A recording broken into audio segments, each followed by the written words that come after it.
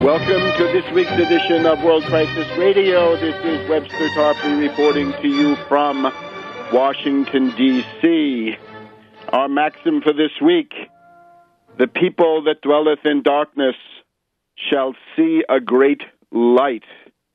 And the week has been determined in many ways by the two anniversaries. The 150th anniversary of Abraham Lincoln's Gettysburg Address, a moment of world historical greatness and promise, opening the door to the civilization of the 20th century and the modern world.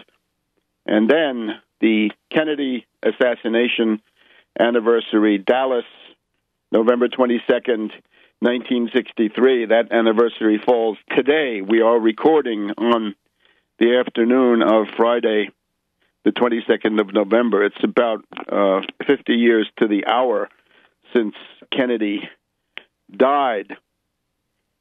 We are attempting today an exercise in the philosophy of history, a somewhat forgotten discipline. The history of philosophy is the philosophy of history, and we want to examine these events and some others from the point of view of human development and world historical events. Our first thesis, of course, is how to deal with the reality that Wall Street and the CIA are responsible for the Kennedy assassination. We can also go back and say that London and certainly Wall Street and Confederate forces in 1865 were responsible for the Lincoln assassination. But how do you deal with this? Here is the principal issue. And this, I think, is the place where many activists in the past 50 years in particular have gone wrong. The class enemy is, of course, the financier oligarchy. We can call them the 1%. It's a trendy recent name, but in classical terms, they are the financier oligarchy. They are the class enemy of humanity. It is the people against the patricians, the people against the optimates, as Machiavelli or Polybius, many others would have seen this. The class enemy obviously wants to shift the terrain of class struggle to the area of the covert operations. The enemy chooses to launch covert operations. The Lincoln assassination, the Kennedy assassination, the Arab Spring, 9/11, and so forth. But the question is, how do you respond? Well, obviously, you need to defend. You need to denounce, expose, debunk, tear down, and so forth, the specious arguments offered by the class enemy. That is to say, the Warren Commission and versions of that, or the Kane-Hamilton Commission and versions of that. Defense is, of course, indispensable, but the principal effort cannot be the defense. The principal effort, as any military strategy would indicate, is counterattack. It is imperative to counterattack and to undermine the power of the Wall Street CIA agency, which is carrying out these crimes. And the only area where you can counterattack is not principally in the area of covert operations, but through the organization of a mass movement based on economic policy, and in particular based on translating the larger macroeconomic policy into an intelligible series of mass traction, kitchen table, universally intelligible economic demands, a fighting program which reflects the larger institutional changes that need to be made. In other words, if you want the truth about the Kennedy assassination, don't think you can do it by boring into the Kennedy assassination. You must break the power of Wall Street, overthrow this ruling class, cut them down to size at the very least, diminish their power. It's often been said, if Hitler had won the Second World War, the communists, the KPD and so forth, would still be generally accepted as the people who burned the Reichstag in the first months of 1933. It's only the defeat of Hitler, the opening of the archives, and the collapse of the defense mechanisms that allows the truth to come out. Similarly with Kennedy, similarly with 9/11. You want the truth, defeat the political forces that are the authors of these events. And in particular, I recommend, in order to do this, the book that I've written about 9/11, 9/11 Synthetic Terror Made in USA. You've got to approach it from the point of view, classic by now and recognized by Jonathan Kay in his book Among the Truthers, the patsies, the moles, and the technicians. The Kennedy assassination, like 9/11, is the typical American 20th to 21st century version of a coup d'etat. The patsies, obviously Oswald, but they were spare patsies. The moles, hell, McGeorge Bundy, other people in the CIA, Alan Dulles, Richard Helms, David Atlee Phillips, and so forth, and the technicians, the ones that we probably know least about was Lucien Sarti, various members of the French OAS, various White Russians, various Cubans, Frank Sturgis, and so forth, the technicians who actually carried out the shooting, the field of fire with several snipers, 2, 3, not clear still how many. So this, I suggest, must be the approach. The other thing I would stress, by now, the Kennedy field has been mined to a large degree, right? Thanks to Oliver Stone, back when he was still fighting on this front, we have had the Assassination Record Review Board, ARRB, 2 million additional documents, a lot of stuff about how the CIA tried to sabotage the Garrison investigation, and so forth. I recommend not attempting to charge with a frontal attack through the trench lines on the Kennedy assassination. I suggest a flanking attack. The flanking attack is simply to say the Kennedy assassination, as Lance DeHaven Smith, I think, implicitly points out, has to be seen as the continuum of other covert operations. The death of William Henry Harrison, a Whig. The death of Zachary Taylor, another Whig. These people would have broken the control of the Jacksonians that was pitching the United States towards civil war.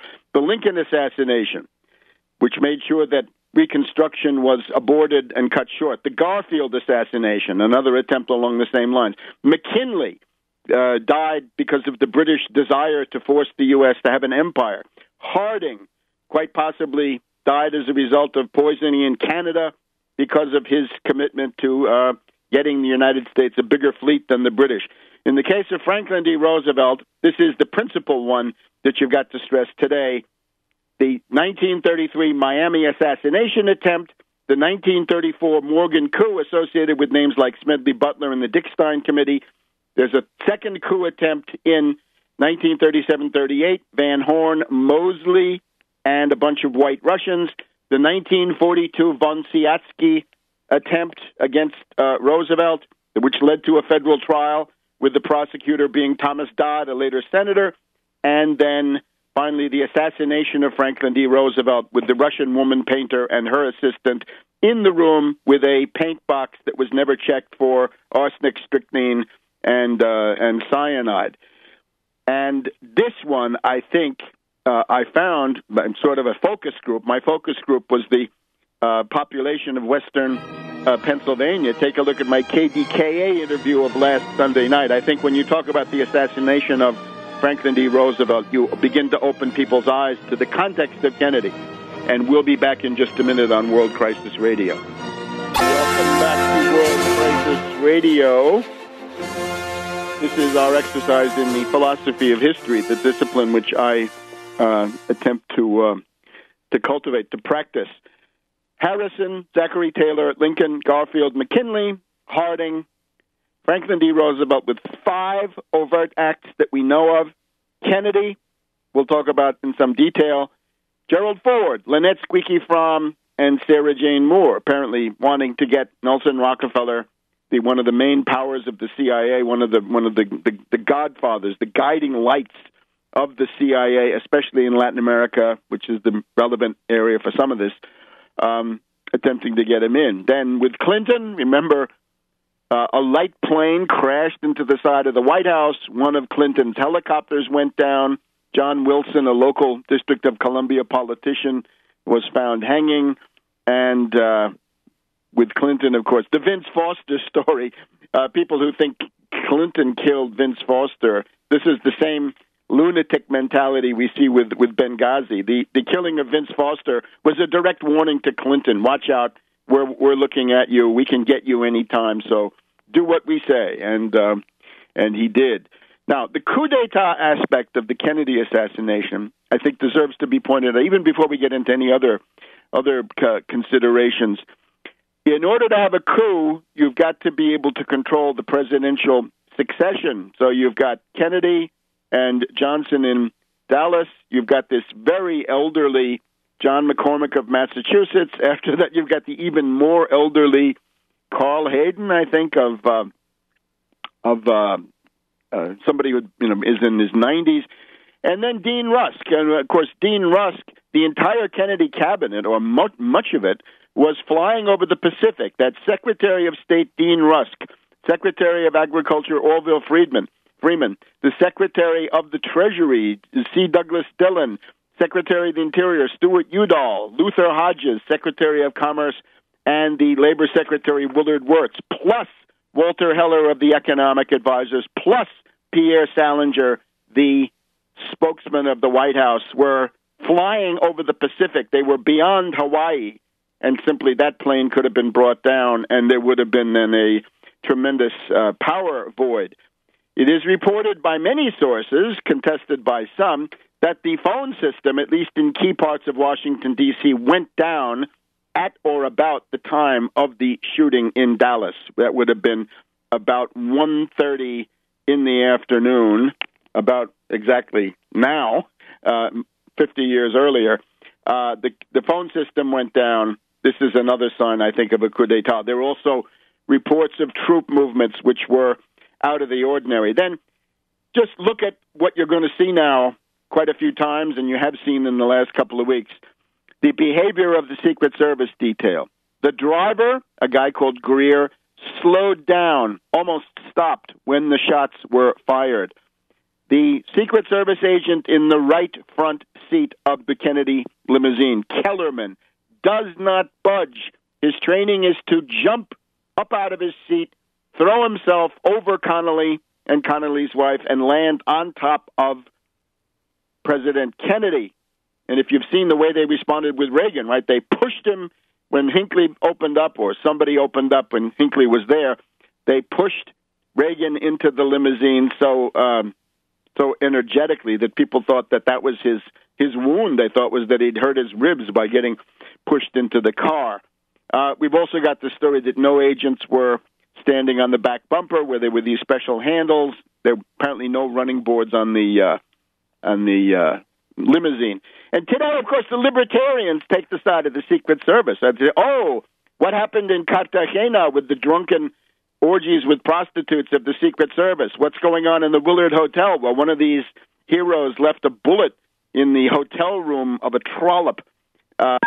And I can remember also how the leaks were coming from the Secret Service, who hated Clinton, hated Hillary. They had stories starting on the night of the inauguration in January 1993. So that looks very, very much like a coup d'etat. So it is from this point of view that we have to study it. Now, we will have to say a couple of words about current events. Let me just put this in a bit of perspective. I attended the 150th anniversary of the Gettysburg Address, so-called Dedication Day in Gettysburg. Interesting that Obama didn't come. The Secretary of the Interior did come, a nice little lady who stayed around. The main personality who was there was Scalia, Antonin Scalia of the Supreme Court, who believes that you don't have a right to vote. A raving reactionary got to profile himself as the heir of Lincoln. And, of course, a dozen or so foreign applicants were sworn in as U.S. citizens, right? In many ways, a good thing. But Scalia, when you see that villain, the guy who masterminded the Bush seizure of the presidency, another coup back in the year 2000. Obama didn't show up. I have no idea why. Governor Corbett, the union buster in Pennsylvania, he was there. And for the keynote, James McPherson, now emeritus of Princeton. And this was not as bad as Doris Kearns Goodwin at the 150th anniversary of the battle back on July 3rd. But nevertheless, James McPherson, after making some useful and serviceable points, asked the question, will this government still be around in 150 years? No one can tell, says McPherson.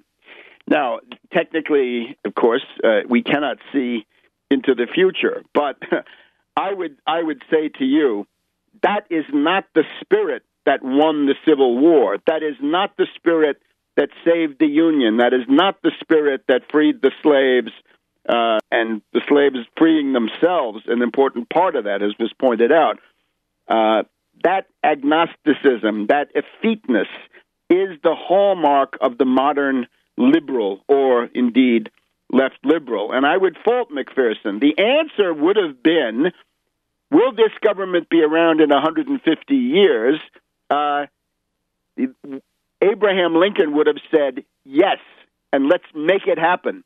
In other words, we're not observers standing outside human history. We're emphatically in it.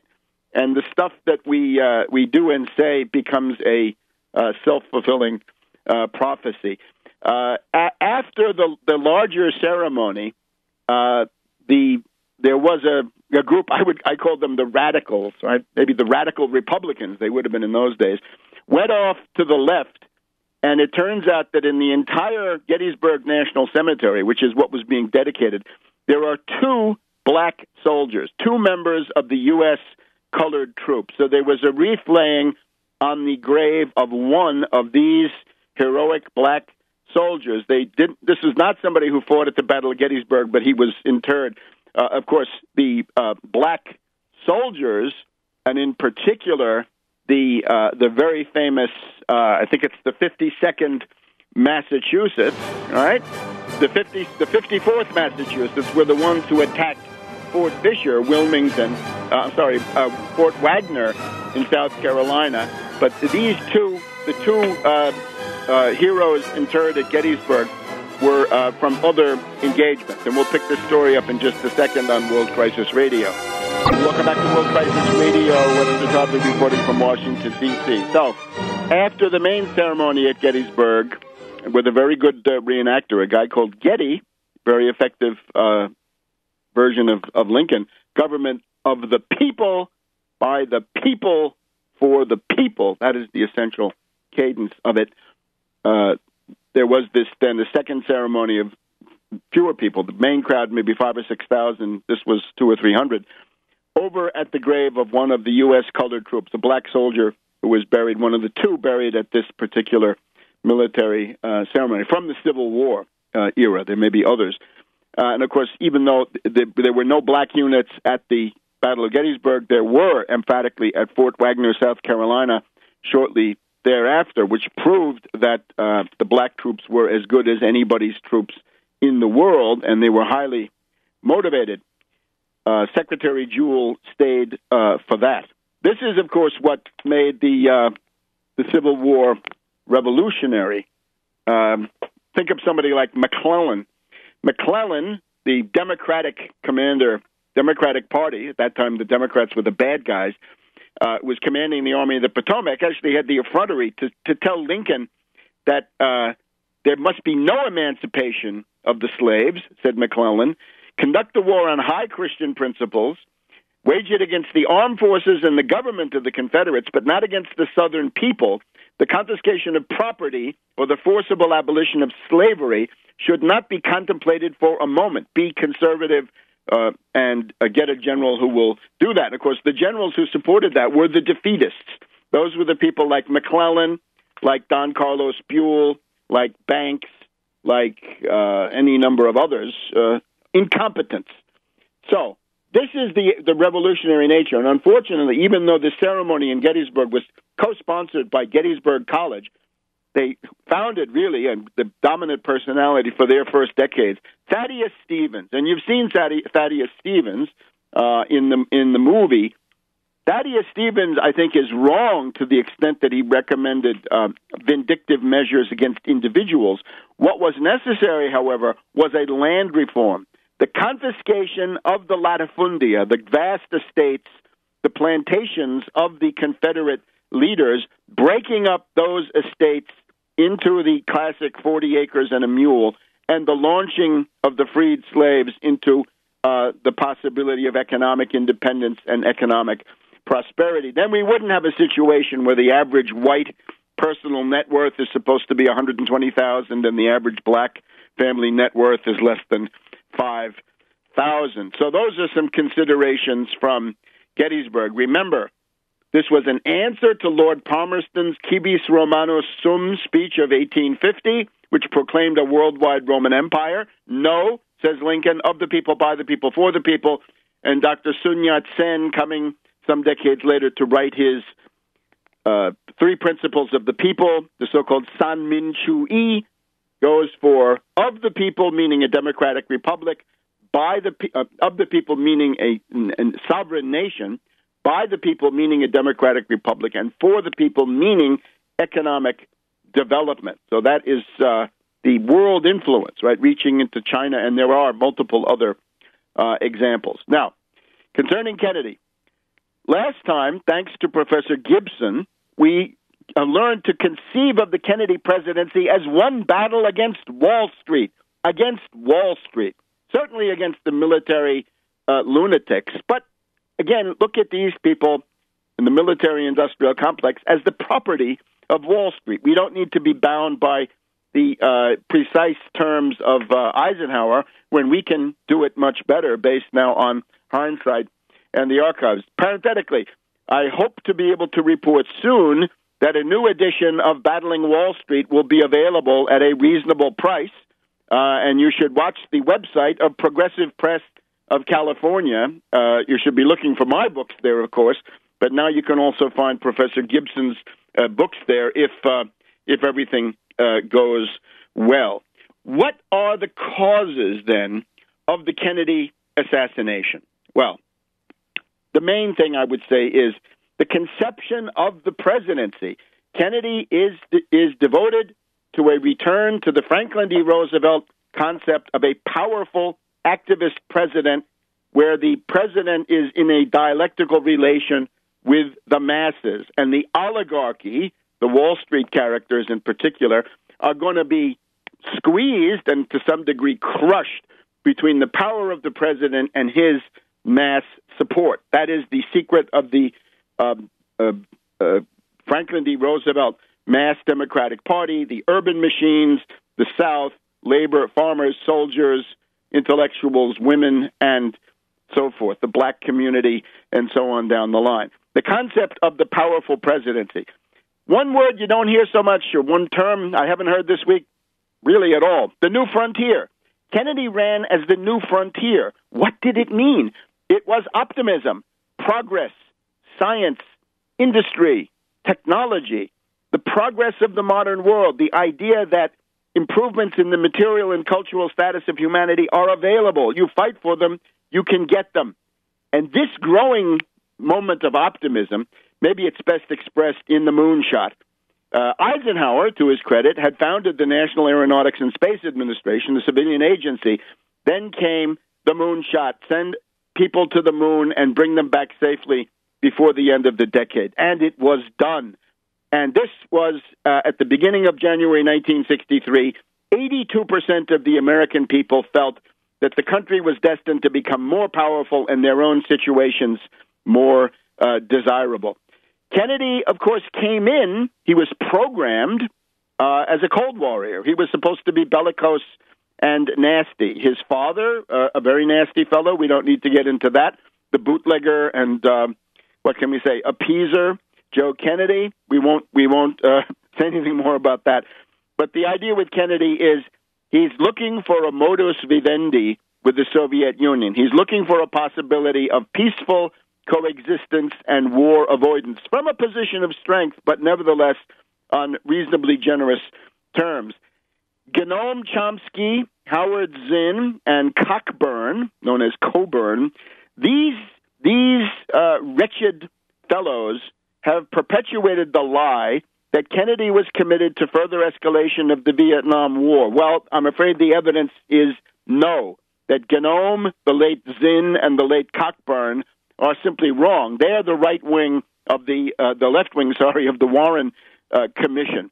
So Kennedy is in the process of winding down the Vietnam War. There would have been at least 1,000 fewer advisors by the end of 1963, and once he had disposed of Goldwater or whatever reactionary Republican in 1964, he then, I believe, would have begun to diminish that even further. George Will the Shill tries to tell you in a Washington Post column of the other day that Kennedy was committed to escalating. No, I'm sorry.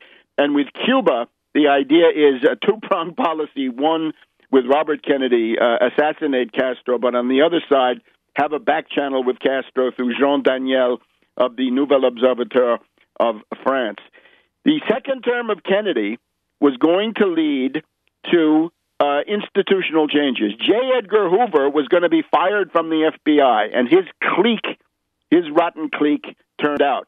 The CIA, Kennedy did not wait. He fired the failed leaders, Allen Dulles, whose connections to the Nazis in World War II should have had him indicted, and would have if Roosevelt had lived, and then the Richard Bissell of the Operations Directorate and General Cable, another one of these CIA covert operations types. There is as we heard last week, there's a Kennedy program to diminish the independence of the Federal Reserve, to subject it to the president, and to institute elements of dirigism and economic development in the context of what amounts to an industrial policy for the country. There's also the cultural policy with Pablo Casals. We'll get back to that in just a minute.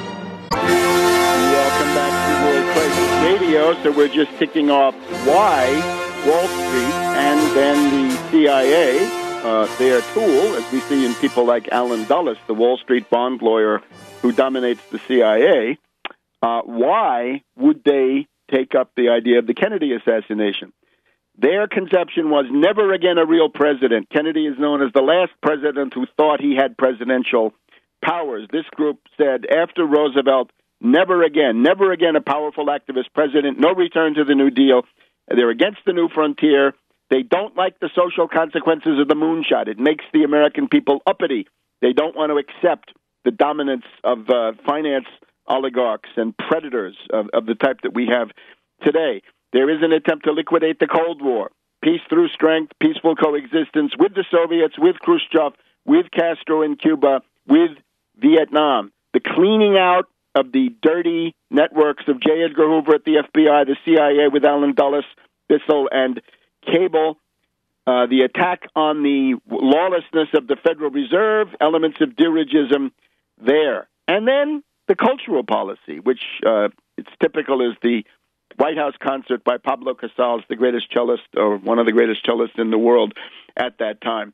All of this adds up to optimism, progress, and therefore an intolerance for irrational domination of the oligarchical type. Now, this time around, the libertarians are trying to wrap themselves in Kennedy.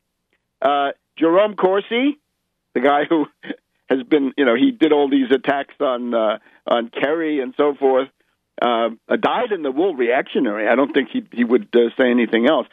But the attempt is now the libertarians are trying to wrap themselves in the bloody shirt of John F. Kennedy, that Kennedy was somebody who believed in the First Amendment. There are people today in Dealey Plaza saying the First Amendment is what Kennedy was concerned about. Well, I welcome it. Does it mean that the libertarians are now joining in John F. Kennedy's attack on states' rights?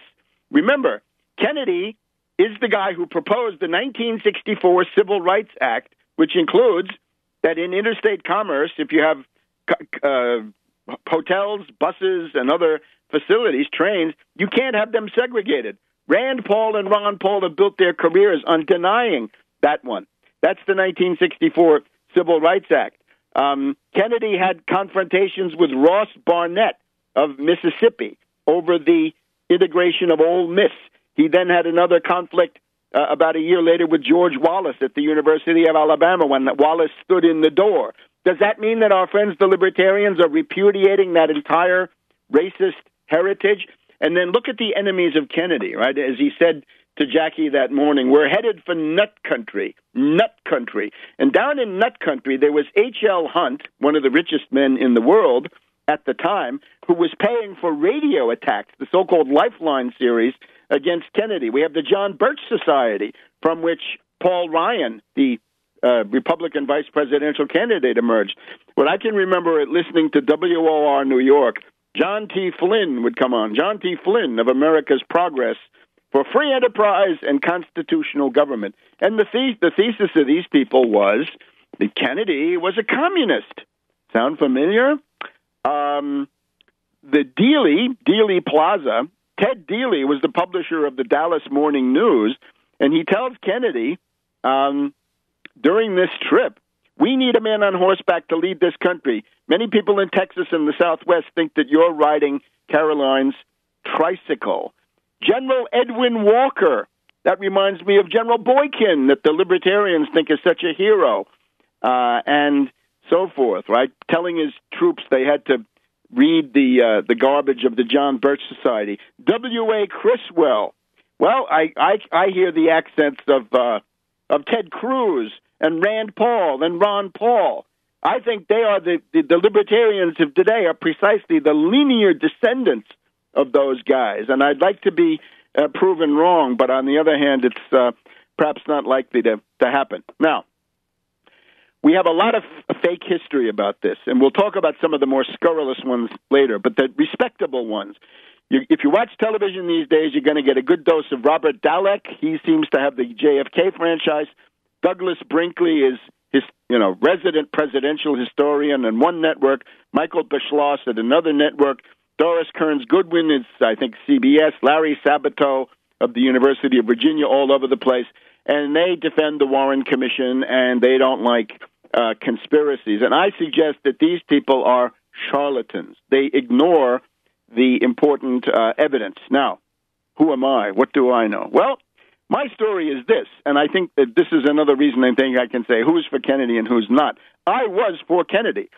Case in point, November 5th, 1960, as a junior high school kid at the age of 14, I went down one evening, right before the election, November 5th, 1960, to the New York Coliseum at Columbus Circle. And there was no way to get in, but the speeches by Kennedy and Johnson were piped out through a public address system. And once they ended, there was a whole big crowd of high school kids, and I think the Kennedy operatives, somebody like Sorensen or Kenny O'Donnell, began this chant, we're going to Times Square, we're going to Times Square. So what we did was, this crowd of several thousand kids marched down Broadway, halting traffic from Columbus Circle all the way down to Times Square. And join us, and people opened windows. Even though it was nighttime, there were still some people in some of those buildings. So this was something that actually got into the New York Times the following day. If anybody can find that in the New York Times, I would be delighted to see it. I sat in October 1961 watching the confrontation with Soviet tanks at Checkpoint Charlie. In October 1962, I was in the busboy lounge of Lower Eagle at Princeton University. I was getting ready to work my shift cleaning up after the evening meal, and we had an old radio in the busboy lounge and listened to the Kennedy speech on the Cuban Missile Crisis. On the afternoon of November 22nd, the anniversary, I had to go over to Firestone Library on the Princeton campus and get my advisor to sign off on my courses for the second term of sophomore year, spring of 1964 it would have been. And it was from him, from my advisor, that I learned that Kennedy had been shot. And the way it came onto the Princeton campus was this. People said, Kennedy and Rockefeller have been shot.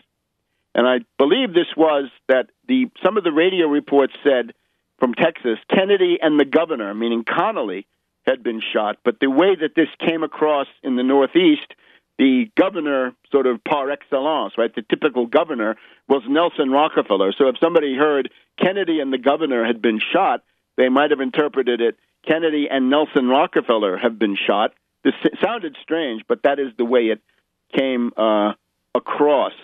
So that is where I was, Firestone Library, Princeton University, on that afternoon, trying to get my course card signed. Later on, in December of 1976, right after the Carter election, I gave what I think is the only presentation on the Kennedy assassination ever in the history of the Labor Committee organization. And this was to point out the following, the context. Not only was there a CIA attack on Kennedy, there was, a year earlier, the successful assassination of Enrico Mattei of the Italian State Oil Company, an independent figure. There was a constant series of attacks, assassination attempts against General de Gaulle of France. There was also the destabilization of Konrad Adenauer in the so-called Spiegel affair, which was that the defenses of the country were inadequate. And there was also the overthrow of Harold Macmillan through the Profumo scandal, the Mandy Rice Davies and Christine Keeler story. And I think that's really the only attempt in the Labor Committee to say something about this. I see that the Labor Committee now, LaRouche PAC, as they call it, puts up an attempt to say something about these events. But the problem, of course, is that they've got to dodge the CIA, pin it on the British, and so forth. And I'm afraid that will not do. Although there is, of course, the Skybolt question, which maybe we can mention in the coming segments. Back in a minute on World Crisis Radio. Welcome back to World Crisis Radio on this 50th anniversary of the Kennedy assassination and shortly after the 150th of Lincoln's Gettysburg Address, the lights and shadows of American and recent world history. A lot of the papers are looking for a local angle. The New York Times has the story of Lee Harvey Oswald having lived in the Bronx and getting into trouble. I think Joan Mellon had told us about that in the past. The Rockville Gazette points out that the local angle is Bethesda, that the notes taken by the Navy doctor during the autopsy of Kennedy were then burned the very next day. That is to say, James J. Humes, in the dawn hours of November 23rd, 1963, burned the notes and draft of the autopsy report. And there were a number of fires set off in those days. There's also FBI agent Hosty, who burns the note that Oswald had given to the FBI saying, back off harassing my wife and family or I will blow you up with an infernal machine. Some of this stuff is actually acknowledged by Philip Shannon in his book on the Kennedy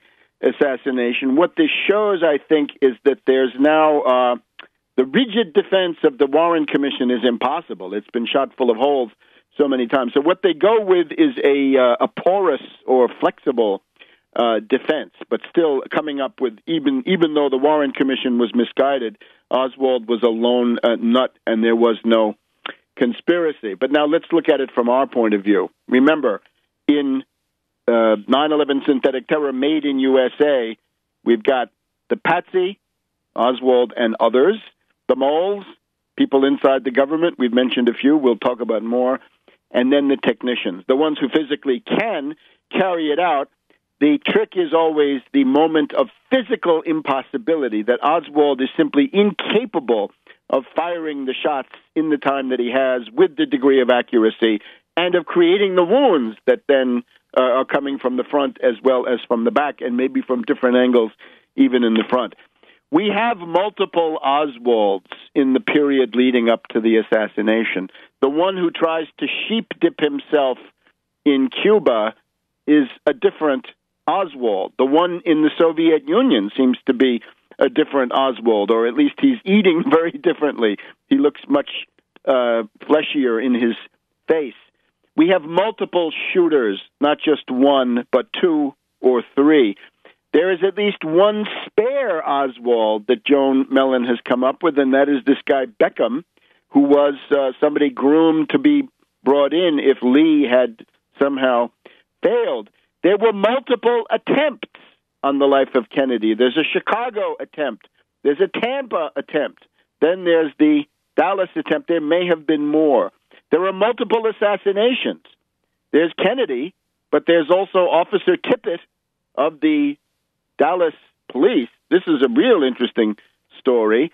And then Oswald himself at the hands of Jack Ruby, who then dies. And Ruby's contention was that the CIA had injected him with cancer cells, which I think in the light of subsequent experience, what we've seen in Latin America in the last couple of years, is more than plausible. So this entire story is absolutely in tatters. Now, my stress once again, focus on the assassination of Franklin D. Roosevelt as the culmination of a 5-part attack on the New Deal starting 30 years before the death of Kennedy. And this begins to put the Kennedy assassination into context. Remember, there was an attempt to kill Franklin D. Roosevelt in Miami, early 1933. Mayor Chernak of Chicago shot dead, and an Italian anarchist then executed for that. Then we have the attempted march on Washington, revealed by Smedley Butler to the Dick Stein Committee. Then we've got the least known one, which is the Van Horn Mosley. He's a general from the staff of Pershing, leading a group of white Russian desperados. Then we've got the Fonsiatsky story, the Connecticut Russian Nazi with a very rich wife, indicted and then put in jail by the later Senator Thomas Dodd of Connecticut. And finally, the very mysterious death of Roosevelt with the Russian woman painter and her male photographer assistant in the room. And Stalin, Joseph Stalin, dictator of the Soviet Union, general secretary of the Communist Party of the Soviet Union, and so forth, tells Elliot Roosevelt in 1946, the Churchill gang killed your father. The Churchill gang poisoned your father. And once again, the people in Pittsburgh, I thank them for their interest in this. They seem to have done a lot of discussion about that on KDKA after my appearance on the Chris Moore show. Thanks to Chris Moore for having me on, and so forth. Now, take a look at this Roosevelt angle, because we're saying really that with Harding in the early 20s, then Roosevelt, even under Eisenhower, there is obviously a group that is acting. The U-2 incident of May 1960, the last attempt, right, a summit of Khrushchev, Eisenhower, de Gaulle, and others, was effectively sabotaged by the crashing of Francis Gary Powers in the U-2. The plane was sabotaged, and people like C. Douglas Dillon, who later entered the Kennedy cabinet, a Republican, he had indicated beforehand that there was a group in the cabinet that didn't want the situation in Berlin normalized with something like the Four-Power Accord that later emerged, right? They wanted to keep going with the Cold War. And even before that, the Theodore Shackley group in the CIA had been active in building these Berlin tunnels, which would have given them a chance to do all sorts of things, right? Cause explosions and so forth. So what are we dealing with? There is a group of Wall Street operatives. Skull and Bones is one of the dominant notes, but not the only one. The group of Wall Street operatives in the Franklin D. Roosevelt administration. Roosevelt has to have a bipartisan cabinet. After the fall of France in June of 1940, he opens his cabinet to Republicans. One of them is Colonel Henry Stimson, Skull and Bones, who had been Secretary of War under Taft before World War I, Secretary of State under Hoover, was responsible for the appeasement of Japan in 1931. He was responsible for destroying U.S. intelligence with the gentlemen don't read each other's mail, and on and on. Stimson becomes the Secretary of War. Frank Knox, another reactionary Republican who was on the 1936 Landon Knox ticket against Roosevelt, becomes the Secretary of the Navy. Stimson brings in the two imps of Satan, John J. McCloy and Robert Lovett. He's also got Harvey Bundy. McCloy is continuously there. He becomes High Commissioner for Germany. In many ways, McCloy is responsible for putting the Japanese in the concentration camp. Stimson is responsible for the atomic bomb.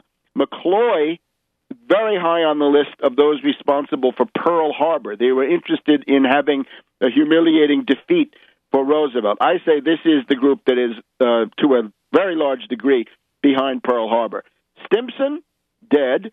McCloy lives on, though. He's the dean of the Eastern Establishment. He has control over the Ford Foundation, the Council on Foreign Relations. Robert Lovett, Skull and Bones, was invited by Kennedy, very foolishly, to pick any cabinet post that he wanted, or if he didn't want to pick everybody else. And Lovett took the second alternative. It's because of Lovett that we have this cabinet with these awful people, Rusk and C. Douglas Dillon, a Republican, and McNamara, another Republican, and so forth. Right? This is the original sin of the Kennedy cabinet comes from this guy, Robert Lovett, Skull and Bones, imp of Satan. Harvey Bundy's two sons, William Bundy and McGeorge Bundy. William dominates the Pentagon. McGeorge Bundy dominates the National Security Council. Then we've got Harriman, who goes from special envoy to by Roosevelt to Churchill and Stalin, to killing Diem in early November 1963. We'll continue in just a minute on World Crisis Radio. Welcome back to World Crisis Radio. Webster Tarpley in Washington, D.C. on the 50th anniversary of the Kennedy assassination. Now, from the point of view of the philosophy of history, we have to point out then the continuity of this Stimson, Harriman, Skull and Bones group, I guess we can call it that, in the U.S. bureaucracy and in the U.S. Establishment. Stimson had been the dean of the Wall Street banking establishment in the sense of a political spokesman, certainly not a dictator, but a spokesman for the consensus that had been reached. He was followed then by John J. McCloy, who was then succeeded by McGeorge Bundy. And because of the stupidity of David Rockefeller, it's been a while since we've had a general spokesperson for this Wall Street consensus. But the group is still there, and they do things, even though the individuals are smaller people, right? They're more squirrely than these raving reactionaries. So Stimson, given... And this was by extortion, right? Roosevelt felt he had no choice, that if he didn't bring these people in to a key part of the war effort, they would sabotage it from the outside. And God knows, if you look at the production of aluminum and the IG Farben connections to Dow Chemical and Standard Oil and so forth, the proclivity of the U.S. establishment to go with the Nazis was very strong. Stimson brought in his two principal helpers, the two imps of Satan, John J. McCloy and Robert Lovett. And they are very much around during the Kennedy period, right? Gibson writes about the attacks inspired by McCloy. And again, Lovett is more of an inside job. He's the one who sabotages Kennedy by saddling him with this bunch of incompetents, Rusk, McNamara, C. Douglas Dillon, as Gibson writes, was essentially an enemy of Kennedy inside of his own cabinet. So these people absolutely could not be trusted. Harvey Bundy is represented then by his two sons, William in the Pentagon, a hawk in Vietnam, and McGeorge Bundy. And if you take the title of National Security Council Director seriously, it means that if an assassination of the president occurs, the head of the National Security Council is the number one person responsible. Then we have W. Averill Harriman, again used by Roosevelt, envoy to Churchill, envoy to Stalin. Harriman had become essentially a part of the Churchill family. He became the lover of Winston Churchill's daughter-in-law, Pamela Digby Churchill, because she was not satisfied with Randolph Churchill, the alcoholic son of Sir Winston. Harriman is around himself. He goes into the State Department and works for the escalation in Vietnam. And the famous weekend, I think Douglas, with two S's, and some other people talk about this, they don't seem to understand that Harriman of Skull and Bones is the prime mover of the assassination of Diem. It's that famous weekend when Kennedy and others are out of town. Harriman is there. He writes the cables. Henry Cabot Lodge, another oligarch, of course, in South Vietnam, then takes the hint and goes into operation. So we're dealing with these blue blood oligarchs. Allen Dulles, of course, had been in Switzerland during World War I, and then again during World War II. His connections with the Nazis probably would have gotten him indicted if Roosevelt had lived. There's a story that Roosevelt had installed a special bureau in Midtown Manhattan following Allen Dulles and other malefactors, and there was going to be a general reckoning after the war, except for Roosevelt. There was no after the war. Dulles, of course, is emblematic of this group of other World War II veterans, Richard Helms, James Jesus Angleton. As we know, Oswald was part of the CIA defectors program, a stable of several dozen so-called disgruntled American figures who would be then sent to infiltrate the bloc, infiltrate the Soviet Union in particular, and that was Angleton's program. But Helms, Angleton, David Atlee Phillips, other people of this type who were associated with Oswald come from that group. And when we say Stimson, McCloy, Lovett at the War Department, the careers of people like General Curtis LeMay, who is in the Joint Chiefs of Staff at the time of the Cuban Missile Crisis, and of course wants to bomb Cuba. He wants to bomb the Soviets. He feels that the United States has lost the Cuban Missile Crisis. Others in that same JCS group also have that lunatic opinion. He's one. Lyman Lemnitzer, the general who proposes Operation Northwoods. He's on the Joint Chiefs of Staff. He then goes over to Europe as NATO commander and sets up Gladio in Italy in 1964. And then that gets you to the assassinations of people like Aldo Moro and others somewhat later. So you're getting the idea. There is this group. This is the them, they, Stimson, McCloy, Lovett, Bundy, Harriman, Dulles, Helms, Angleton, with some help from LeMay, Lemnitzer. The animus of the military officers could not be more clear. And indeed, it's embarrassing when they had the Kennedy Library commemoration a year ago of the Cuban Missile Crisis, the animus, the desire to get rid of Kennedy on the part of these generals could not have been more obvious. So my thesis is that the same group that brought you Pearl Harbor, the internment of the Japanese in concentration camps, the dropping of the atomic bomb, and, of course, all the bungling, the Italian campaign, all of the mistakes that were made, the Navy in the Central Pacific getting the resources as distinct from MacArthur. MacArthur could take you much further, much faster on far fewer casualties than these frontal assaults by the Navy on the various Japanese-held islands in the Central Pacific. MacArthur's strategy of leapfrogging, island hopping, but hit them where they end, jump over Rabaul and other strong points, and the inability of the Navy to ever realize this. Right, so we got this entire complex of issues left over fundamentally from the Second World War, and this group then, it seems to me, are the ones that then carry out the attack on Kennedy. And remember, it's Kennedy, Mattei, de Gaulle, Adenauer, Macmillan, all either being killed or attempted kill or destabilized and overthrown during a period of a couple of years. It's a new phase, if you will, of the Cold War, and a new attempt by this invisible government rogue network group to assert itself. So That, I think, is the story. Now, don't hold your breath, because Dalek, Brinkley, Beschloss, Kearns, Goodwin, Sabato, and others are not going to tell you that one. So we'll be back in a minute on World Crisis Radio. Welcome back to World Crisis Radio.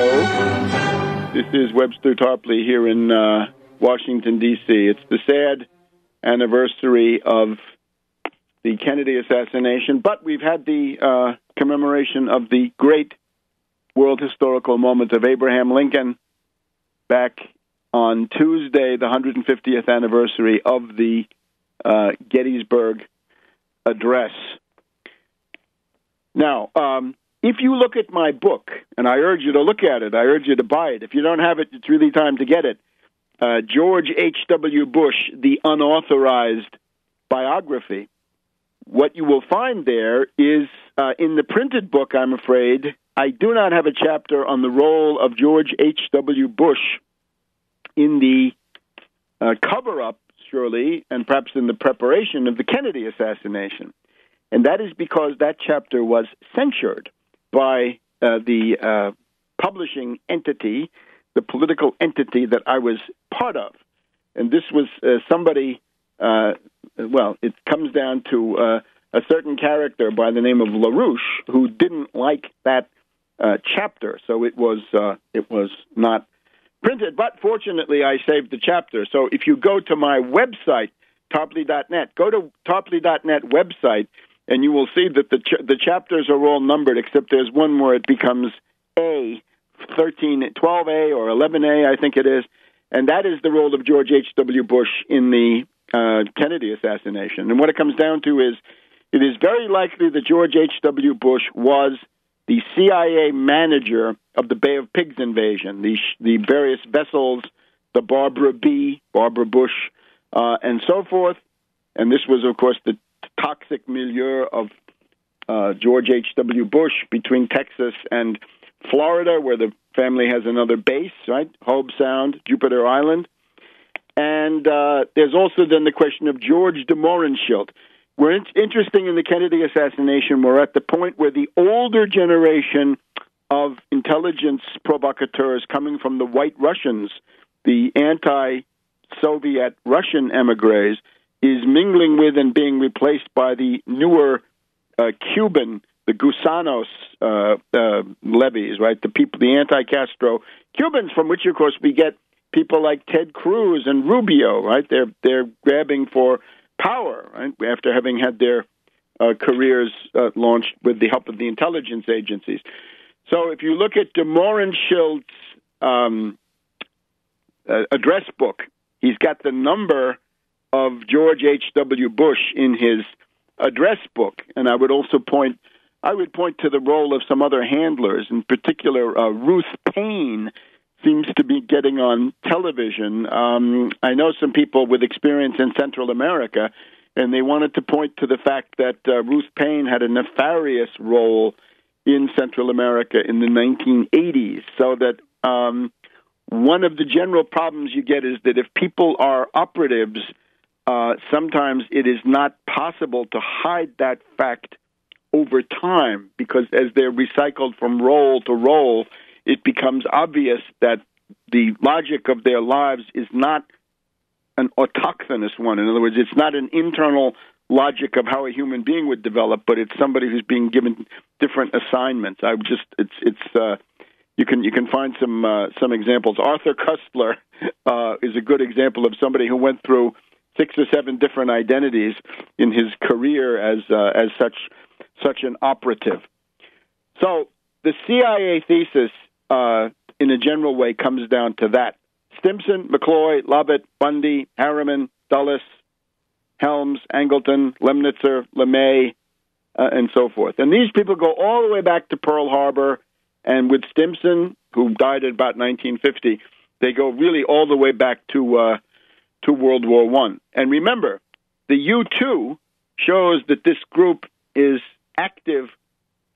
The group dedicated to the Cold War, which means the Churchill group, in effect, the Harriman group, the Brown Brothers Harriman group, meaning Prescott Bush and his son George and his grandson George, right? The two president. So you get the idea of how pervasive all this has been.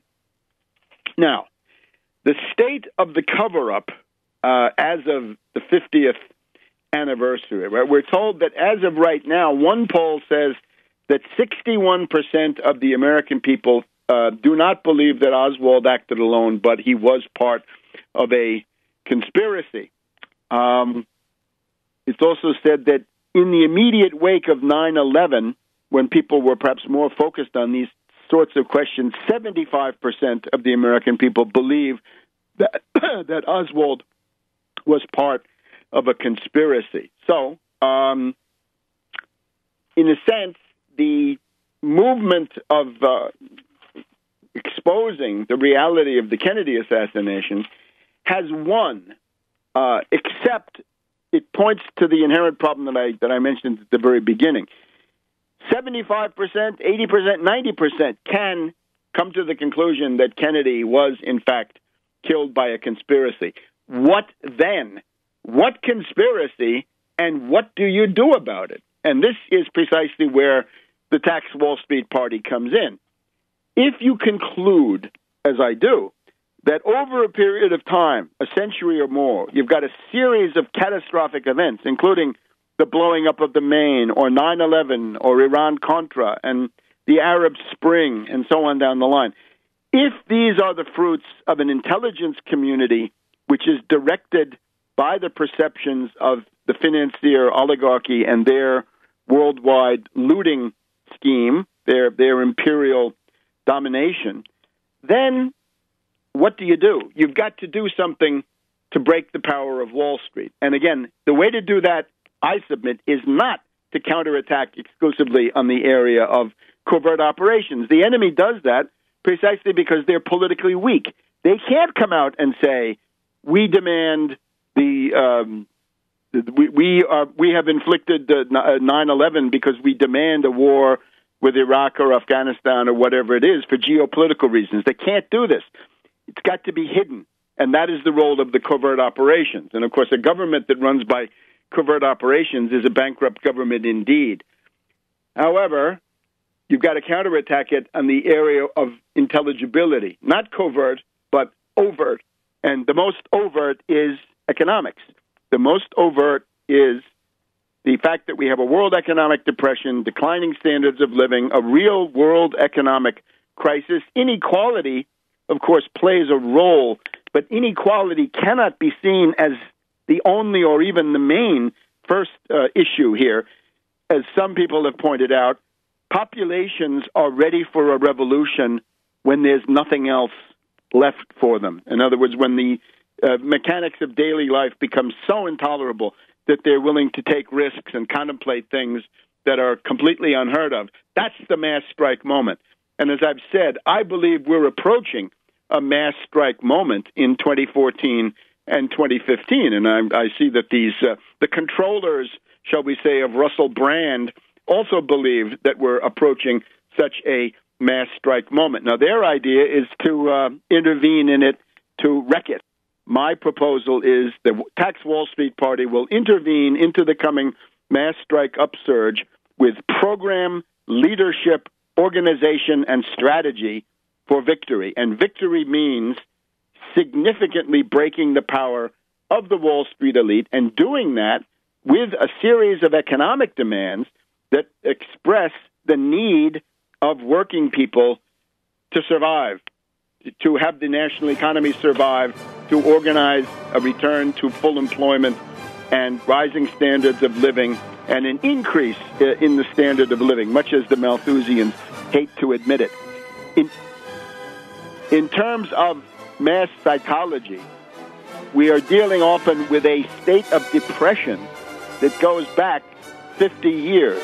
Malthusianism, ecology, environmentalism are precisely rooted in the post-Kennedy assassination.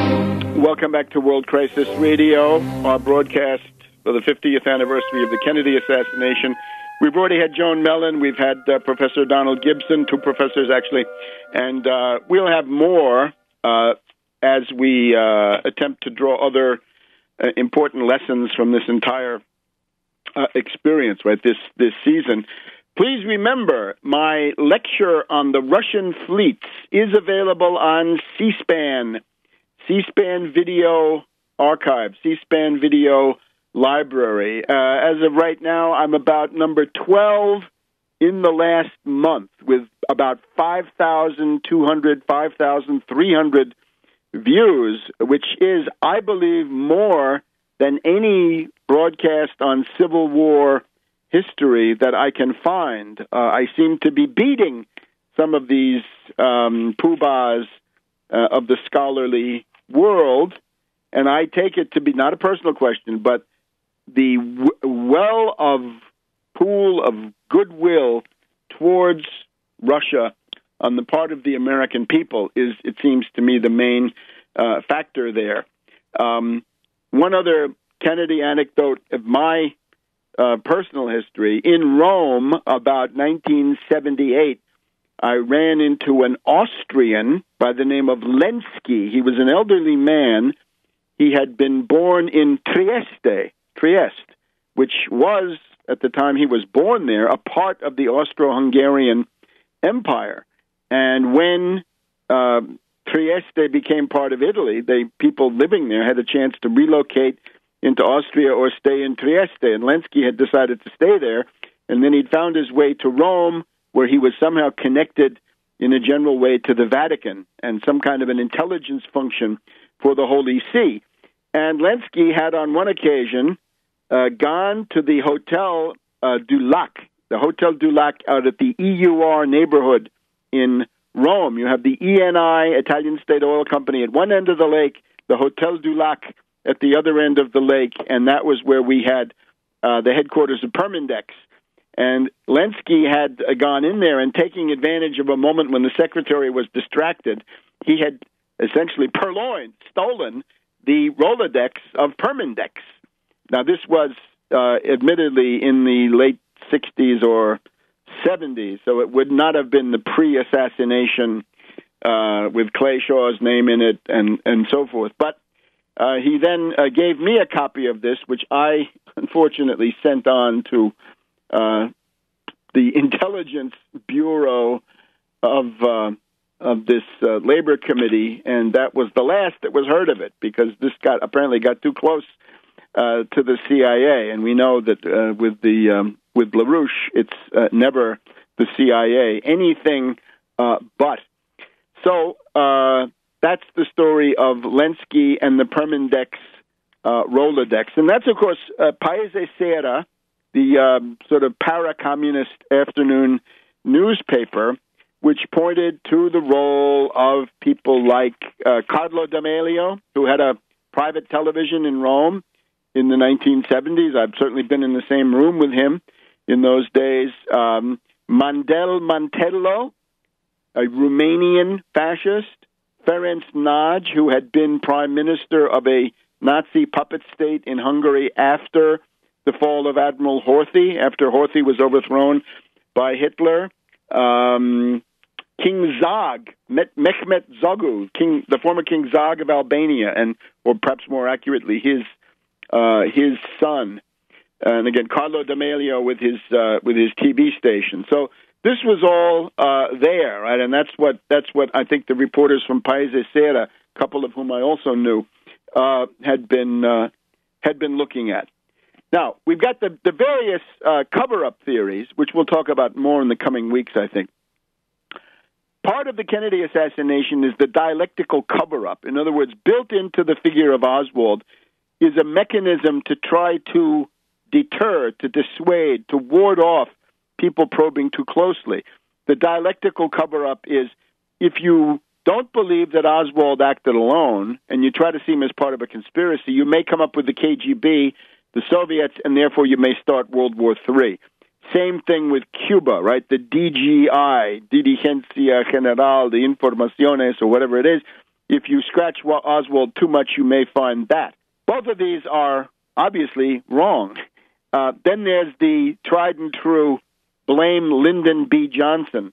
As the Doris Kearns Goodwin memoir of her dealings with Johnson shows, Johnson is fundamentally a very scared guy who feels that he may be next. And the idea that Johnson could decree the death of a president, this is about 6 miles above his presidential pay grade. It's all the fallacy that if you're president, you must be running the show. That if something happens, if 9/11 happens under Bush, then Bush must have done it. This is absolutely ridiculous. This is the most naive mistake of analysis that one can make. And then, of course, we've got the mafia. Now, to be sure, James Jesus Angleton and others had made deals with Lucky Luciano during World War II for the occupation of Sicily and all kinds of other things. There has been an alliance between the mafia, the Cosa Nostra, and the CIA since the formation, since the OSS. But when we get somebody like Tom Hartman, who seems to come from a very interesting Russian family, I'm not 100% sure. I hope to ask him sometime. But Tom Hartman's Russian family seems to be involved in all sorts of things. It seems to be the Avinov-Shumatov family, which leads us to some of the events that I've talked about earlier. But in the case of Tom Hartman, he says, not the CIA, they're not the ones who attacked Kennedy, but the mafia. And then after that, you've got a whole series of other things. Right? Most recently, the Israelis. Let me just say, any attempt to deflect attention away from the primary role of the CIA Directorate of Operations must be considered an attempted disinformation. It is a dépistage.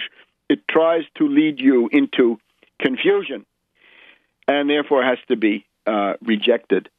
And then you've got any number of other ones, right? But I do want to concede, though, and actually stress that in addition to the causes of the tremendous hatred of the banking establishment for Kennedy, there is this question of the Skybolt missile, which I mentioned before. You have to look in the book Alliance Politics by Richard Neustadt, where he describes clashes between the U.S. and the British in the post-war period. One is Suez, obviously. One is the Suez Crisis of October-November 1956, where Eisenhower was completely fed up with the British, the French, and the Israelis for attacking Egypt without telling him and possibly screwing up his re-election. And then Skybolt. Skybolt was a standoff missile. It was an air-to-ground missile. It was an IRBM, or short-range ballistic missile, that would have been carried probably by an obsolete British Vulcan bomber to a couple of 100 miles off the border of the Soviet Union or the coast, and then launched, probably coming down with a parachute, and then the missile going off. That was going to be the Skybolt, and that was the independent British deterrent, but Kennedy decided that it was too expensive to build. Eventually, the British were satisfied with Polaris submarines so that they could have their so-called independent missile deterrent. And that certainly is a factor in the general atmospherics. But to say the British, for example, David Ormsby Gore, the British ambassador, that he was the one who ordered it, no, I'm afraid that will not do, right? The Stimson Group, as I've described it, seems to me the place where we have to look. And finally, I was hoping to get today, which I hope we'll do next time, historiography. Who are the people, right? Mark Lane, Epstein. We see Epstein. Epstein seems to express the views of James Jesus Angleton, even now. Gets to be on television. Last night there was a CNN special. I think it shows the weakness of the Warren Commission position. They had to show you Mark Lane. They showed you Garrison. They showed you Cyril Wecht. They showed you Harold Weisberg very briefly.